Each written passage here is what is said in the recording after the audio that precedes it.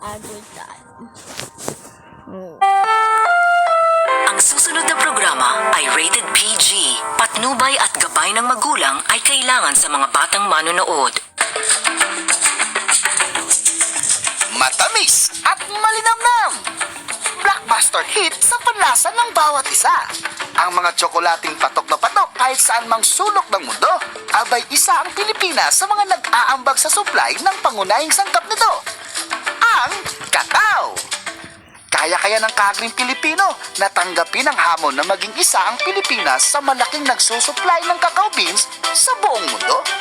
Cacao beans of the Philippines to the world!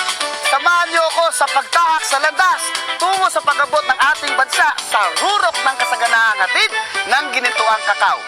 Makakausap natin ang iilan sa ating mga kaagring na nasa likod ng malaking hamon na ito at mga kaagring magpapatunay sa tagumpay na hatid ng kakao sa kanilang buhay. Ito ang kwento ng nag-uumapaw na biyayang handog ng kakao sa buhay ng ating mga kaagring kapamilyang Pilipino.